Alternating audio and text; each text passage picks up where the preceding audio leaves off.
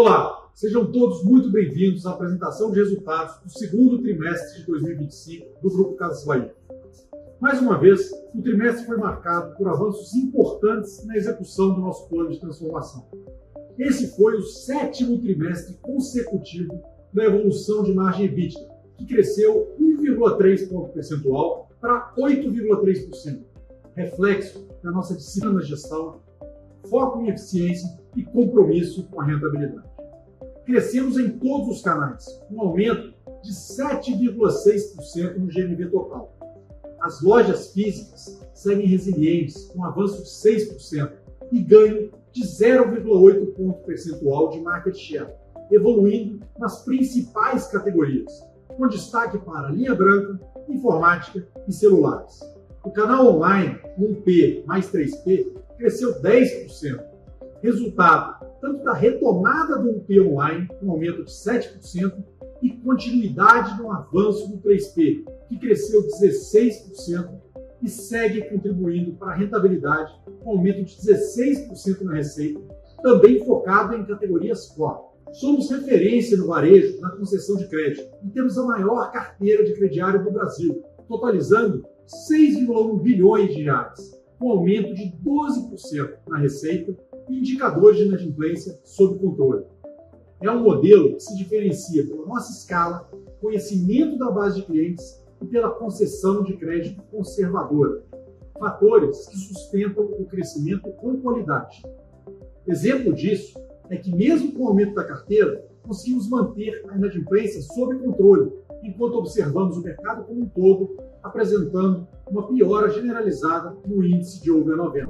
E o grande destaque do trimestre foi a transformação da nossa estrutura de capital. Tivemos a conversão de 1,6 bilhão de reais da segunda série da debênture em ações.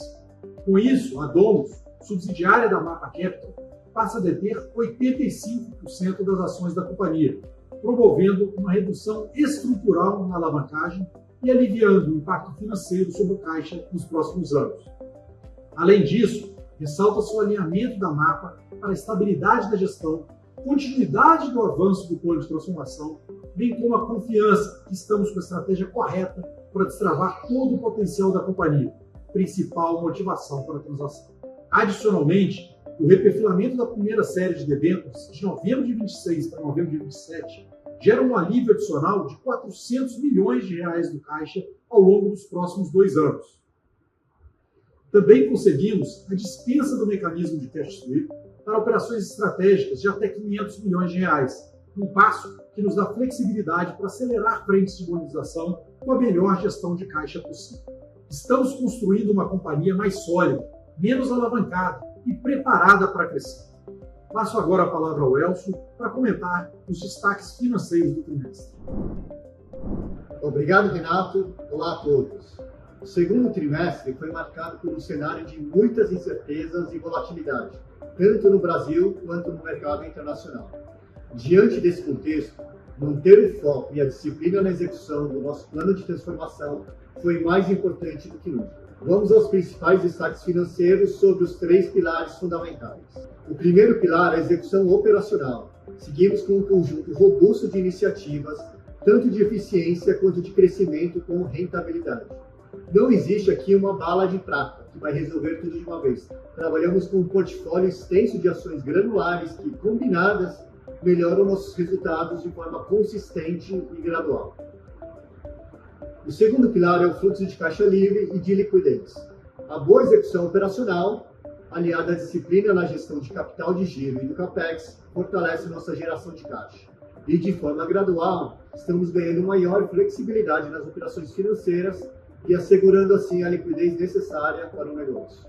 E o terceiro pilar é a estrutura de capital em si. Trata-se de um tema central da companhia e tivemos um avanço estratégico e fundamental que comentarei mais adiante. Nesse slide, voltamos a apresentar a evolução do plano de transformação nos grandes números. Estamos entregando o 7º trimestre consecutivo de evolução da margem EBITDA, reforçando a consistência e disciplina na execução do plano. O GMV apresentou crescimento de 7,6%, com avanço em todas as categorias. refletindo o nosso foco nas lojas físicas, onde crescemos 6,7% do conceito same-store sales, além da retomada do 1P online e da continuidade da aceleração do 3P nas categorias Core. Assim, tivemos o terceiro trimestre seguido de avanço na receita líquida, um crescimento sólido de 6% em relação ao segundo trimestre do ano passado. O lucro bruto atingiu 2,1 bilhões de reais, um crescimento de 3,8% na comparação anual. A margem bruta foi de 30,1%, levemente abaixo do período do ano passado, impactado pelo mix de vendas, mas ainda em um patamar bastante saudável. As despesas operacionais tiveram uma redução de 2,9%, mesmo com uma inflação ao redor de 5,5% no ano. Com isso, o SG&A como percentual da receita líquida caiu 2,1 ponto percentual, alcançando 22,8%. Essa performance demonstra o ganho contínuo de alavancagem operacional e de controle de custos e despesas implementado na companhia. O EBITDA totalizou 572 milhões de reais, 26,5% maior em relação ao segundo trimestre de 2024. A margem EBITDA atingiu 8,3%, com alta de 1,3 ponto percentual na comparação anual e 0,1 ponto percentual frente ao primeiro trimestre desse ano. Como dissemos, foi o sétimo trimestre consecutivo de evolução na margem EBITDA. No resultado financeiro, registramos uma despesa de 1,1 bilhão de reais, ainda pressionado pelo cenário de juros elevados. O CDI médio desse trimestre, no segundo TRI, foi de 14,5%, comparado a 10,5% do ano passado. E vale lembrar que nesse trimestre ainda não capturamos qualquer efeito da conversão. Com isso, o LAIF ficou negativo em 864 milhões de reais e o prejuízo líquido foi de 555 milhões de reais. Agora, trazemos o consolidado do primeiro semestre deste ano em comparação com o mesmo período do ano passado. Tivemos crescimento de 8% na receita líquida e aumento de 7,2% no lucro bruto. Mesmo diante do crescimento da receita, o SG&A ficou ligeiramente menor em termos nominais, o que resultou em uma melhora de 1,8 ponto percentual na relação com a receita. Como consequência, o EBITDA cresceu 36%, ou 303 milhões de reais na comparação anual, e a margem subiu de 6,5% para 8,2%, um avanço de 1,7 ponto percentual. E temos o mesmo efeito anteriormente citado no resultado financeiro que pressiona a margem líquida. O fluxo de caixa do trimestre foi de 173 milhões de reais, comparado a 92 milhões de reais no mesmo período do ano anterior. Tivemos uma redução de 124 milhões nos estoques em relação ao fechamento do primeiro trimestre, movimento esperado, dado que havíamos comentado anteriormente que os estoques do primeiro TRI fecharam um pouco acima do desejado. Essa melhora foi absorvida por compras menores no segundo trimestre, em função da ausência de uma forte sazonalidade de vendas no terceiro trimestre. Quando olhamos o fluxo de caixa livre acumulado nos últimos 12 meses, observamos uma evolução contínua. E quando comparamos com o EBITDA do período, aqui colocamos essa informação adicional, evidenciamos uma mudança de prioridade da companhia para a geração do fluxo de caixa livre. Assim, finalizamos o trimestre com uma liquidez de 3 bilhões de reais. Falando sobre a estrutura de capital, reforço o avanço estratégico e fundamental concretizado recentemente. O primeiro ponto relevante é o reperfilamento da Série 1, no qual os primeiros pagamentos de principal e juros foram postergados para novembro de 2027, garantindo mais de 2 anos de carência. Em relação ao programa original, isso representa uma preservação de caixa de aproximadamente 400 milhões de reais. Ainda mais relevante foi a conversão da Série 2 de debêntures no valor de 1,6 bilhão de reais em ações da companhia. Vale lembrar que, originalmente, essa opção só estaria disponível a ser exercida em outubro, em 6 janelas trimestrais. Conseguimos efetivar a conversão de 100% já em agosto, o que muda de forma significativa os nossos indicadores de alavancagem.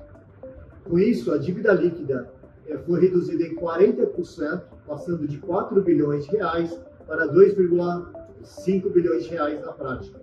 Na métrica de alavancagem sobre capital total, caímos de 72% para 44%, e na métrica de dívida líquida sobre EBITDA, de 1,8 vezes para 1,1 vezes dívida líquida sobre EBITDA. Mesmo diante dessa melhora relevante, temos plena consciência de que ainda há um caminho importante a percorrer nessa agenda. Estamos comprometidos em avançar continuamente. Seguimos firmes na disciplina de execução do plano de transformação e agora devolvo a palavra ao Renato para encerramento. Obrigado, Elcio. O segundo trimestre reforça que já avançamos muito e que a companhia de hoje é muito diferente daquela de 2 anos atrás. Construímos uma operação mais eficiente, sólida e preparada para competir. Ao mesmo tempo, temos plena consciência de que o cenário macroeconômico segue desafiador e precisamos continuar evoluindo, tanto nas frentes de eficiência operacional, quanto nas alavancas estratégicas que fortalecem nossa estrutura de capital. Temos um plano bem traçado, entregas consistentes até aqui e uma equipe com capacidade comprovada de execução. Estamos confiantes de que seguiremos avançando, trimestre após trimestre, apresentando melhorias em ambas as frentes. Seguiremos com serenidade, disciplina e confiança, transformando desafios em oportunidades e mantendo nosso compromisso com rentabilidade, geração de caixa e crescimento sustentável. Agradeço aqui aos nossos clientes, aos colaboradores, parceiros e investidores. Estamos juntos nessa jornada. Seguimos com dedicação total a vocês. Muito obrigado e até a próxima.